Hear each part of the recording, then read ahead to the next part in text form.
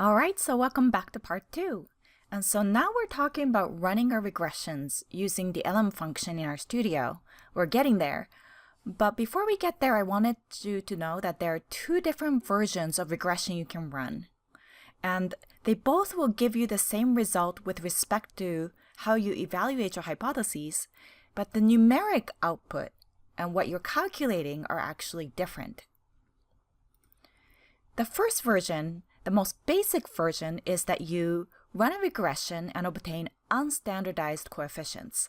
And so all the numbers that are in your regression are based on the original units that your variables are measured in. And so this is great when your variables have an easy to understand unit of measurement.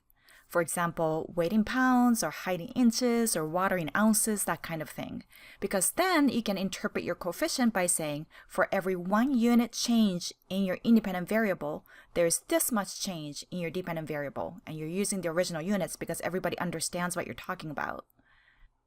The other version is where you use standardized coefficients. And so that's when you're talking about everything in standard deviation units. And that is great when your variables are measured using units that aren't self-explanatory. For example, a 1 to 5 point Likert scale. Many psychological constructs have this quality where if you say 1 unit change in this measure of mindfulness, that doesn't really mean a lot of things to most people unless you actually know how that measure is constructed. Whereas if you say every 1 standard deviation unit change in your independent variable, then there's this much change in your dependent variable in standard deviation units. And that makes the interpretation a little bit easier because you have standard deviation units as frame of reference for a construct that are measured in units that people would not automatically understand. And so we're going to look at both of these versions. So here is the unstandardized version, the most basic version. And so you would run and save that regression model using the LM. And so this right-hand part, the LM part, is the regression. And so you're regressing your dependent variable on, this is a tilde, your independent variable. And then you're saving that into a particular model. So you can name that model however you like. And then once you save that regression model, you can run a summary on that model to get the full regression results. And so you can just run a summary on this model that you had saved before. The other scenario where you're trying to get standardized coefficients, so everything is in standard deviation units, you can use scale function around both of those variables to tell R to calculate in terms of standard deviation units. And so now you've got that LM model where the dependent variable is still being regressed on your independent variable. But around those variables, there's that scale function. And so that's converting it to standard deviation units. And then again, you save that into a particular model that you name. And then you obtain that summary to get the regression output. And so without further ado, let's try this in RStudio. See you there.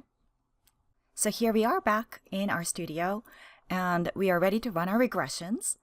Now, here you will want to name your model first. And so I usually like to name it something reasonably simple, but in this instance, I also want to make sure that I understand what's in there.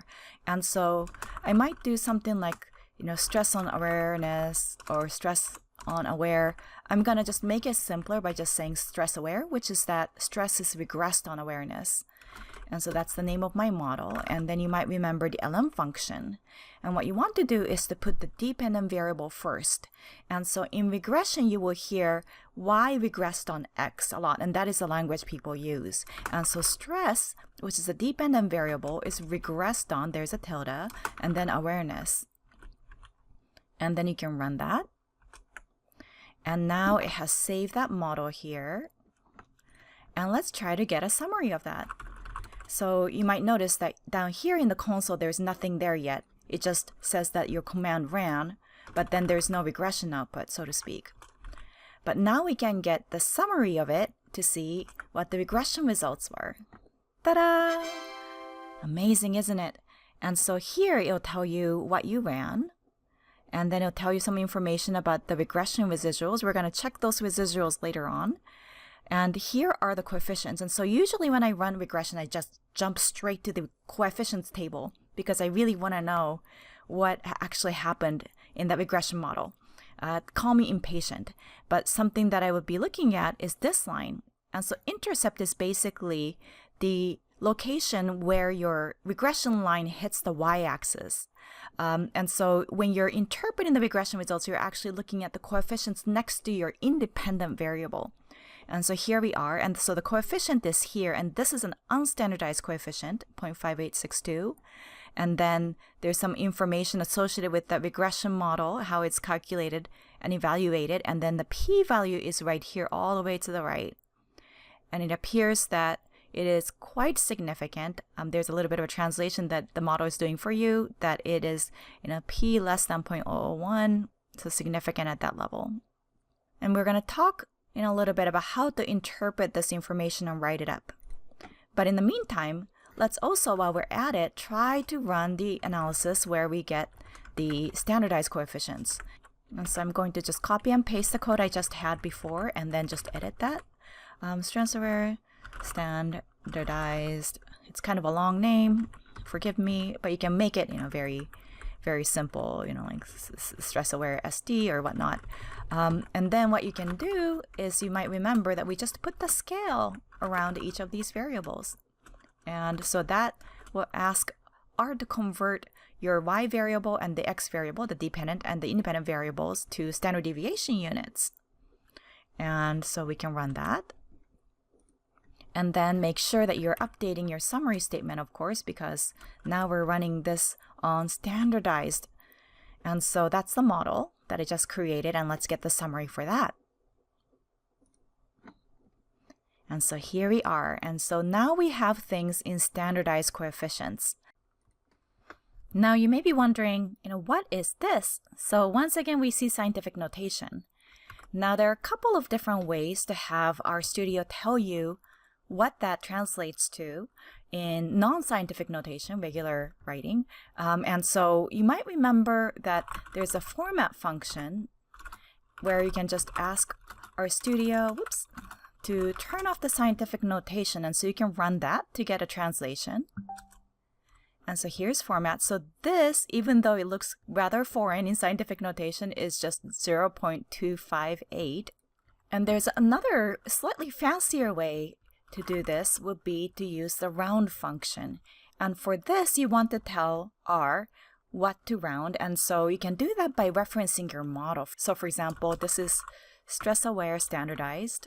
This is the model. And then within that, we're working with coefficients. You can actually just abbreviate this to coef. If you're just typing this out, coefficients, both would work. And then you can tell R how many decimal places you would like. And so let's say I want 3 decimal places. And so here, it will give you these estimates right here written out to the thousandth place. And this is the same thing as if you had, just used coefficients, same thing. Or if you wanted to do it to 2 decimal places, because you're rounding to the 100th place, and you can do this. And then it has rounded to the 100th place.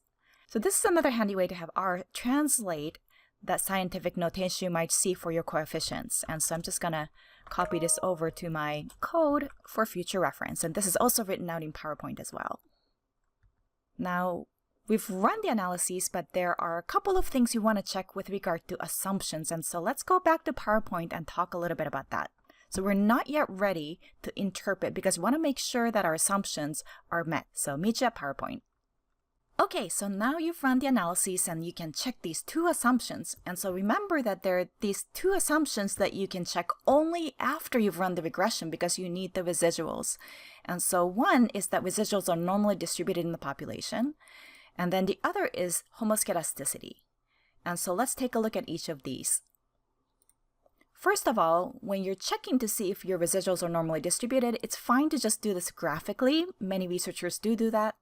And so you can do a histogram of your residuals, or you can do the QQ norm and QQ line and get your QQ plot.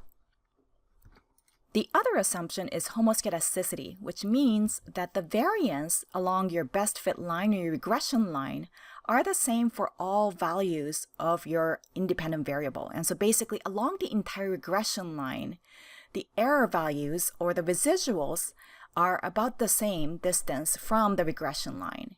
And so you don't have heteroscedasticity where around the regression line you're seeing residuals that kind of branch out like this, so they're getting farther apart from the regression line, or the reverse, they're getting closer and closer to the regression line as you go up in the value of x, kind of a thing. And so we want this type of a situation where your residuals or error is basically pretty evenly distributed across the entire regression line. You can check that by, once again, plotting your residuals. And so you can do that by coming back to your friend plot function. This time you're plotting the predicted values of y, or dependent variable, against the residuals, and then adding a horizontal line as a reference with AB line 0, 0. And what you want to see are the residuals and the scatter plot basically evenly distributed around this line. So let's check these assumptions in RStudio. Let's go. Welcome back. So now we want to check to see, first of all, if the residuals are normally distributed. And these functions are going to be already quite familiar to you, but what goes in the parentheses may be a little new. And so first of all, you can do a histogram. And this time I'm just going to go with the basic version. So I'm going to go with the stress-aware model. And then I'm going to just ask for the residuals. Let's try to get the histogram. Okay, and so not exactly a perfect bell curve, but approximating it, getting there. Alternatively, you could also get the QQ plot. The first thing you run there is the QQ norm. And so my model, and then, whoops, residuals. And so you can get that, and then ask for the QQ line. And so let's run these. And here's my QQ plot. And so the residuals are kind of snaking around that line. Not a perfect normal distribution once again, but beginning to approximate the normal distribution. Now what about homoscedasticity? Say that 10 times fast. For this, you can do the plot function, and in the x-axis, you can do a fitted and then the model. So the predicted y values. And then the model residuals. So once again, stress-aware, residuals. And so let's check to see what happens here. So we've got a plot, and pretty nice big cloud there. And if you wanted the reference, that is the horizontal line at 0, you can run that AB line plot.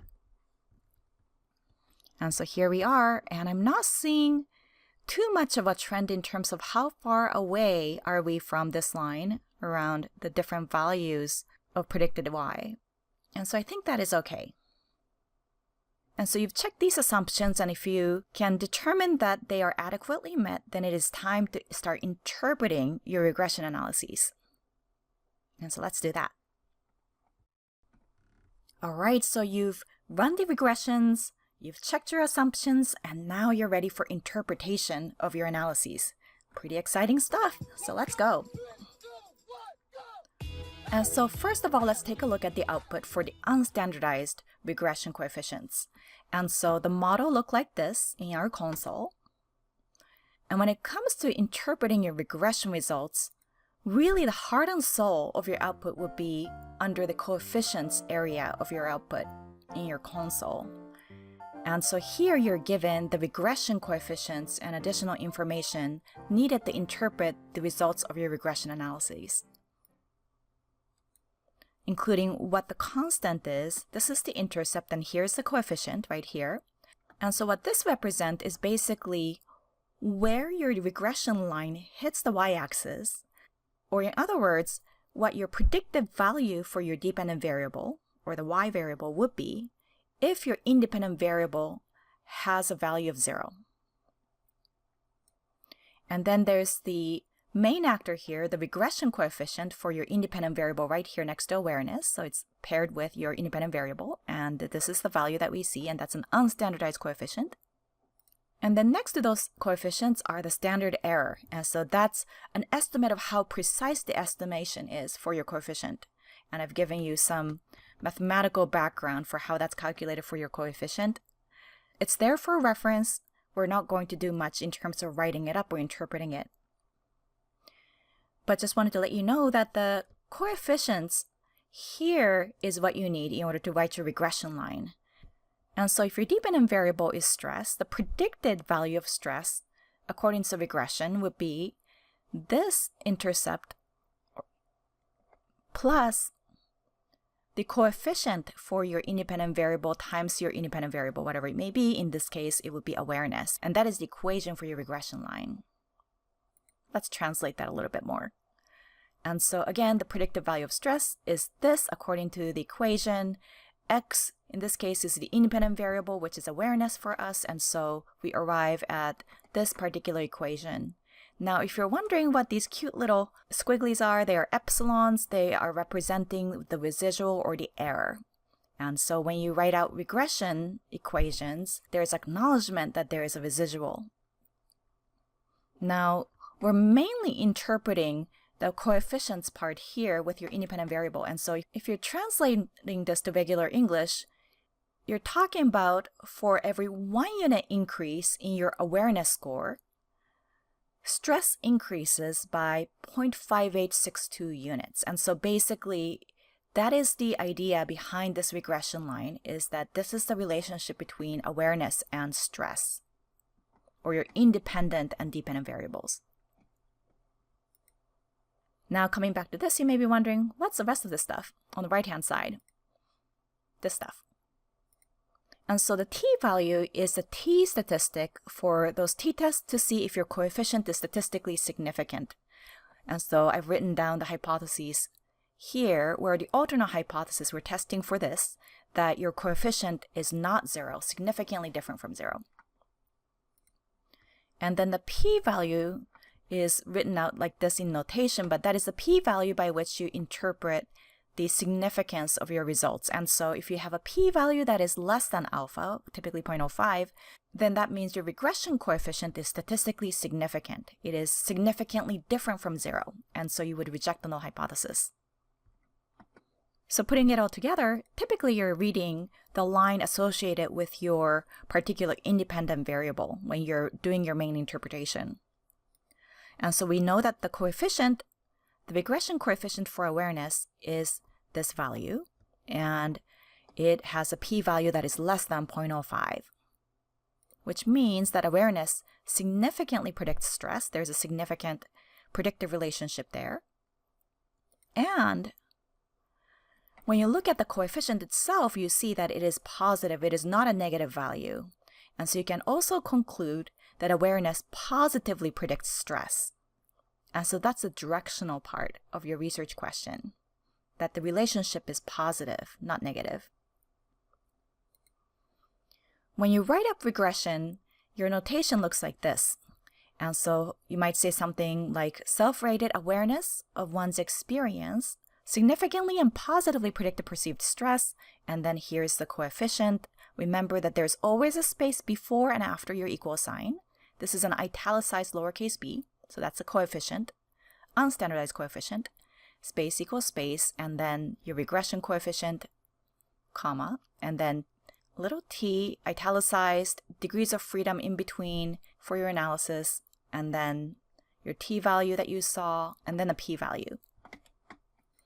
Now, the degrees of freedom is given to you towards the bottom of your output, but the t-test degrees of freedom would be your sample size minus the number of predictors minus 1. So in this case, we have only one predictor, and so it will be n minus 2. And so for simple regression like the case that we have right now, it will be n minus 2.